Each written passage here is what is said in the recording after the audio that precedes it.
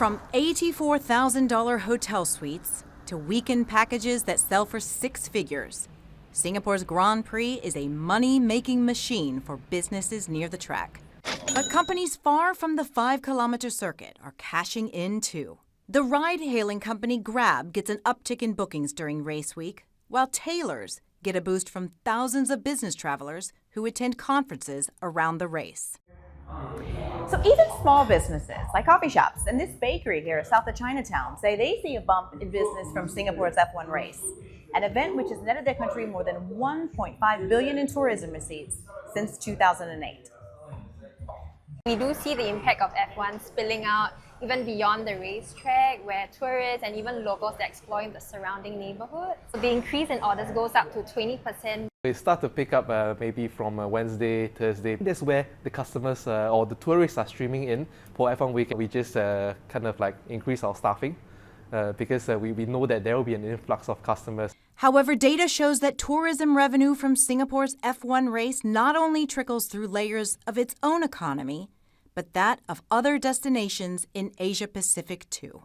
We have different travel platforms who are bundling the F1 experience with other islands in Southeast Asia, including Bali and Phuket.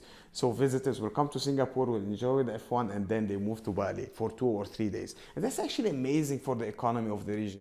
The marketing platform Sojourn analyzed flight bookings for the 2025 Singapore Grand Prix, finding that among international attendees with onward bookings, 25% of Americans and Canadians are visiting Japan, 18% of Europeans are headed to Thailand, and nearly 1/3 of Australians are tacking on trips to Indonesia, namely Bali. Bookings show incoming travelers are also combining Singapore's race with trips to China, South Korea, India, Malaysia, the Maldives, and Fiji. So this matches a 2025 visa report which shows other races in Asia-Pacific generated tourism revenue outside of their host cities as well. According to Visa's data, foreigners who attended this year's Melbourne Grand Prix traveled throughout the Australian state of Victoria, to the Yarra Valley wine region, and even as far as Sydney. And 20% of foreigners who attended the 2025 Japanese Grand Prix in Suzuka also went to Okinawa, a city more than 700 miles away. Tourism revenue attributed to F1 races is largely measured in the week before and after a race.